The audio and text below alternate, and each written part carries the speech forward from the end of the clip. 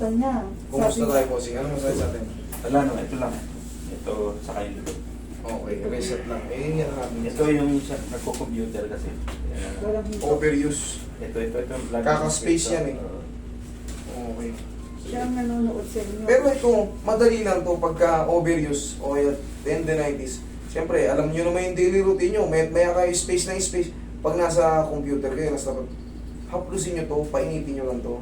Ano yun nyo lang ang pau, tapos i-rub nyo lang ang gano'n. Kasi hindi naman yung total yung pilay. Napagod lang yung mga ligaments yan. Hindi yan pilay.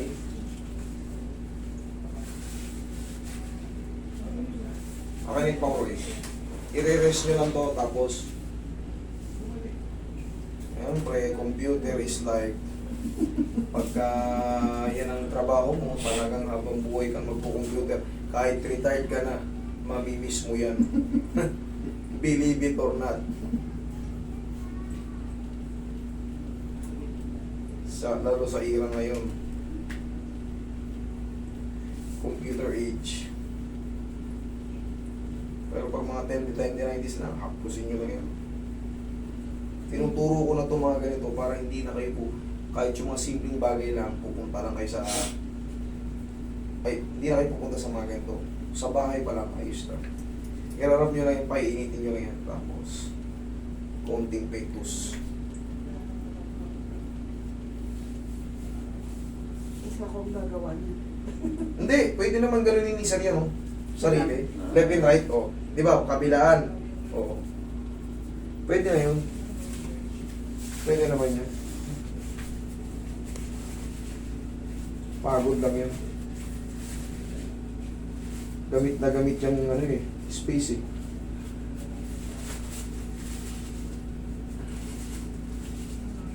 Buhay pa yung pau. Mahiwagang pau natin yan. Mainit itong pau mo. No? Para yung mga lamig lang, type na hindi mo, nagra-radiate na yung pag ganyan. Pag matagal-tagal ka nang hindi nagpapahilot, pati yung breathing mo, minsan, may ano, may pigil, parang, hindi naman sobrang pigil na pigil. Parang lang may mga ano. O, tingnan mo nga sir, ganun mo. Ayan, ganyan lang. O. Okay naman.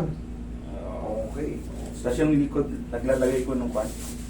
Parang plastic na gano'n. Naka-curve. Oo, O yun, sakit.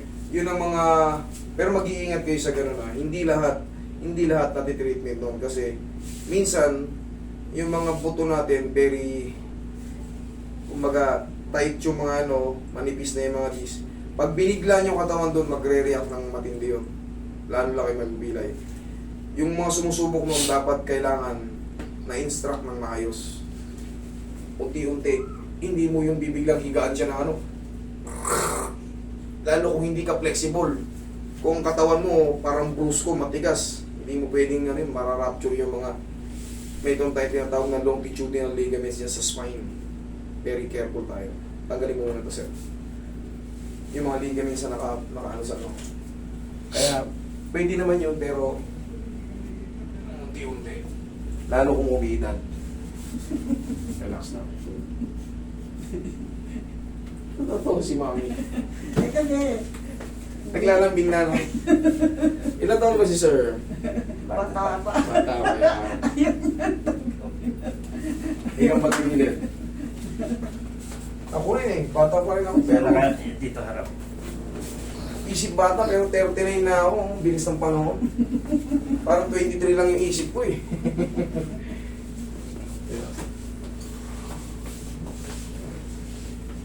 This year, 40 na ako. Wala na. 1/4 na lang ipamamalagi ko rito. Kabilang side. Ilan ka na? 40? 40 this year. 1/4. 1/4 na eh. Hindi. Masaya na ako sa 60. Hindi tayo tingin ko di ako tagal ng 80. 30, kakalahati. Hindi. 30 ang half. 40 mo is the 3/4 na. Eh nga, yung ibig sabihin, 1/4 na lang yung gagamitin ko. So hanggang 60 lang sa tingin ko. Pag half kasi, 80. Double yung 40. Ah. Eh kaya nga, Naabot ka pa na. sa tingin ko hindi eh. 80. Parang hindi. Hindi na. Hanggang anong life expectancy mo? Parang masaya na ako mabuto ko 60. 60? Masaya na ako mga 60 na ako eh. Ay, masaya na kayo. Dapat maging masaya pa kayo kasi malakas pa kayo. Maraming pumupunta nito, wala pang 60 pero Master, sobrang payat na, parang tumandaan ng todo. Kaya nga bilang kayo, naandyan na kayo, malakas pa kayo. Enjoy life. Kasi maiksi lang ang buhay natin. Indo ko, mami niya, 93. Yun ang mga mga Android. mga longs. Mahaba yung mga Diba buhay. dati, last year lang, September 93, di ba? Mga mga Android.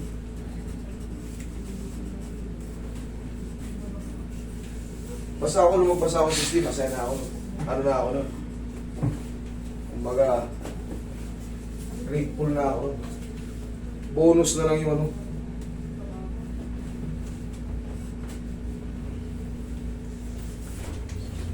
Pasarap ng pasarap yung mga pagkain, parami ng timpla eh.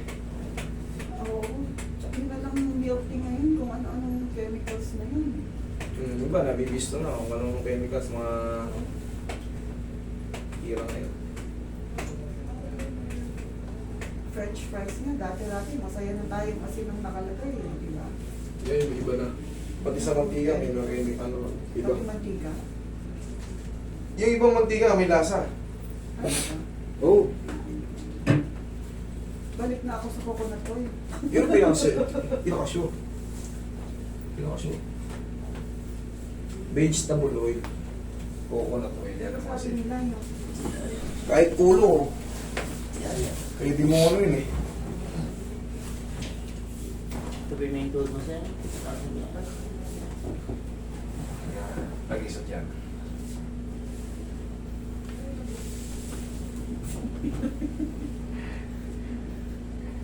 Relax lang. Inhale. Exhale. Diyan lang muna. Huwag lang tayo. Yan.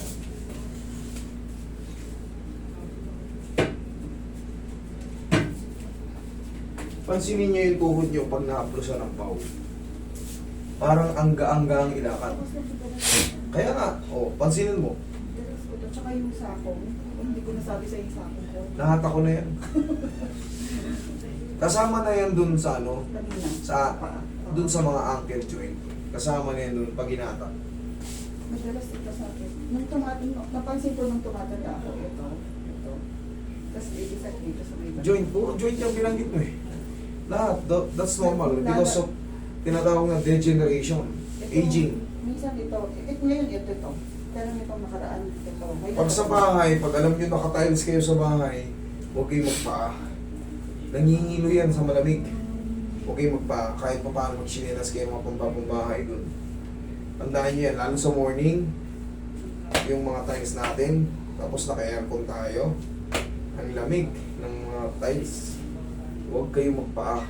Kung may mga nararamdaman na kayo sa mga sakong-sakong. Kasi lalo siya na lumalala. Subok ko na eh. Pero syempre, ako kaya kong gamitin yung sarili ko.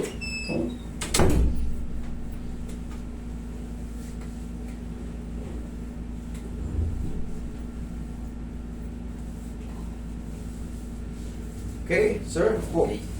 Wait, there's more. Tumalikat pa. Para sigurado, gamot ay laging bago. Yung shoulders niya, frozen din. No. Ano lang, bakit sumasakit ang likod mo? Eh syempre, prolonged sitting, nakayuko. Eh yung routine. Hindi yung routine. Subukan mo patayo yung ikay isang oras dyan sa ano. Eh pag nagbababad tayo sa computer, ilang oras? Ano ka? Oo, kailan mo? Pag tinatayo ka ng mami mo na ganito, sa balakang, nang walang movement. Eh ang stretching lang naman natin sa computer. Ganyan-ganyan lang. Yun na yun. Kaya nga required yan, tinuro na ng mga mayari ng kumpanya, pag break time may coffee. Mag-walking-walking kayo sa ano, sa labas. Tinasabihan yung iba. Para hindi sumasakit yung balakang. Dami na kasing mga epekto nun, yung mga prolonged sitting. Ang balakang, pag-uwi nila, lalo yung mga umiidad, magpa-reset kayo. Pag alam yung dumanga po na yung senior citizen age natin, sa loob ng 4 na buwan, isang beses, malaking bagay na yun. At least na may maintain yung mga joint nyo na still healthy. Huwag nyo nang antayin yung bago kayo pumunta rito, sobrang natin matitiisin. Kailangan pa bang pupunta kayo rito? Pang-egg-pang na. Kailangan yung master, medyo nangangalay-ngalay na ako eh. Pero matagal na ako nakakapagpahilot eh. Yan! Ganon din ako kasi, inom din kayo ng maraming gamot pagka nasaktan kayo, tapos taranta-taranta kayo pag nasa madaling araw ko yung kinana ng sakit. Okay? Salamat. Thank you, thank you.